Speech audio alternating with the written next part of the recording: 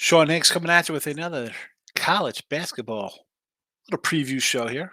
We'll look at the AA MAC odds out of the DK Sportsbook.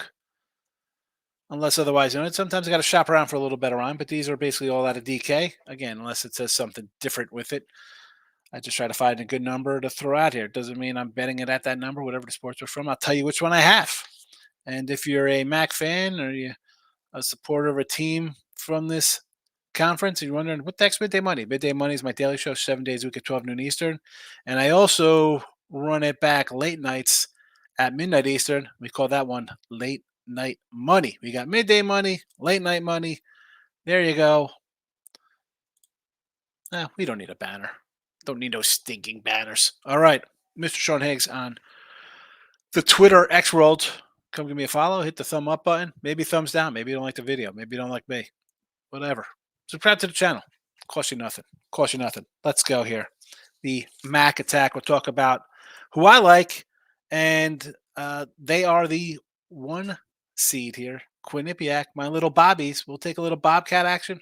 Sure, at a plus 380. Had a little hiccup, little slump. Then they ran off 4 in a row. That's fine. Let's look at how we're going to set up and get us into a championship game and a win and money in our pockets.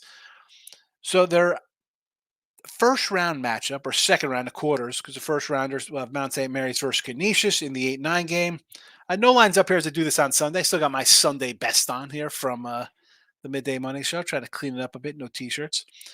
The Mountain will probably be a 3-point fave here. Open up, but you split against these guys. 8-9 game, you split. You split against the Mount and Canisius. Do I think that matters? No. I think that just gives us a shot to maybe play an underdog in the quarters here when they face Quinnipiac. They should get past it. You've turned the corner. 4 in a row. Take care of a lesser team. Move on. Ryder St. Pete's on deck. You swept these guys 4-0. Is it hard to beat a good team 3 times in a row? And you're playing a 4 and 5 seed, which means they're not terrible. I mean, both of these guys, what do we got? Ryder and St. Pete's, both respectable 12 and 8 in conference. Can they lose?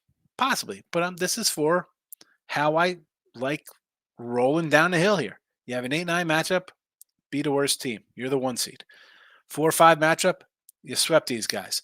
Let's move all the way down the field here to the 2 and 3 seeds. I'm not thinking any upsets. I'm just trying to keep it as if they play the best teams, because that's why we have daily betting in the Midday Money Show to find value in the daily picks. 2-0 versus Marist, and you split versus Fairfield. At plus 380, count me in. Capital letters for Quinnipiac. Let's take them to win the MAAC, I want to say, but it's really the MAC. So Fairfield. They are the 2 seed, but they are actually favored to win the conference. They are 3-1. A little better odds here than Quinny.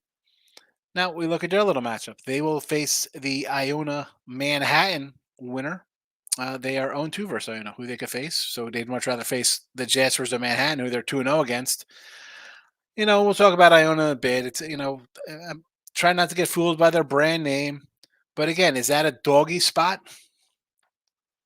Is that a dog spot for them? Iona 2-0 versus Fairfield?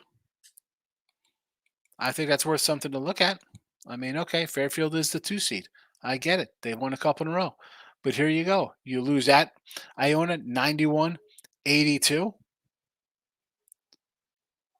And where's the other matchup? I'm going to find it real fast. Well, I'm not going to be able to find it. 91-82. And 78-67 on your own home court. Now, a caveat to that is Fairfield started 0-1, 0-2, 1-2 with a win over a group called Mount St. Mary College Knights, 92-45. So that's not really a impressive win for me. Lost to Drexel, that's 0-3. Queens, 0-4. New Hampshire, 0-5. The Iona game, 0-6. So you want to say they're 1-6. Definitely slow start to the year before they started getting their act together. Doesn't make a difference. You're 0-2 versus that team. I'm going to look to play that team as a dog. Maybe they're in your head. You split versus Marist, who is the 2 seed below you.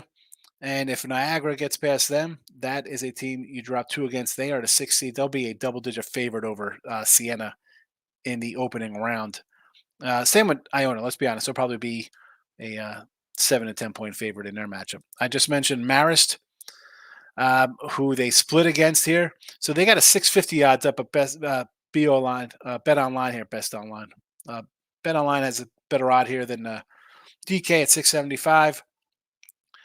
They split versus Niagara again, who they could probably face. I'm not thinking about Siena moving on here. It's not really worth a shot for me here. Uh, 63-62 and 67-62. How about, do we look at an under in this kind of matchup? Do you look at a little under in those kind of splits? Do you think Marist is, Niagara worth a shot in the quarters? I think so. I think we should be definitely looking to take the dog here. And they move on to the semis. If the Stags of Fairfield are waiting for them, 82-61, they took care of business at home. Though you did beat Fairfield 58-55, but big difference. Fairfield Quinnipiac, they like to move the ball. They score about 80 a game. You slow it down, it's different. Will they be able to slow it down? That is the question. Will they get past Niagara? Is another question. So 675, not worth it for me. The Bronx of Ryder in the 4-5 matchup versus St. Pete's. 7 straight wins, playing well. He took both games from St. Peter. 61-56 last game of regular season, and a 62-57 win on the road. You also beat Quinny by 10 on the 25th, and you lost them 88-84 on the road. So, as I mentioned, I like Quinny at plus 380, but this is no easy peasy job here in the second half. So there is that. Fairfield 0-2 and 0-2 versus the Marist. Would you like I'm not going to say no to taking one here. You beat Quinny, and did I think I misspoke last one. I thought I said Quinny swept these guys and split them out. Maybe I probably messed up somewhere along the lines. It happens. It happens. That being said, at a 7-1, is it worth it in this wild conference? I think so. Listen, I like Quinnipiac plus 380. You want to get a little rider action at 7-1? I'm not going to say no. I'm not saying no. I think Fairfield's getting knocked out. I'm not going to be shocked if the semis down below would be Iona versus Niagara. Not one bit. Not one bit. And here's the Pete's slow grinding offense. I mean, scores in the 50s, the 60s. They're streaky. They dropped 2 in a row, win 5 in a row, lost 4 in a row. I don't know if I could get behind them. I'd rather have Ryder at 7-1 than St. Pete's here. And here comes Niagara, who I mentioned.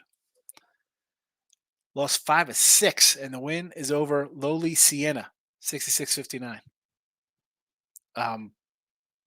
What's going on? Well, you open up against them, so hopefully you get a win there.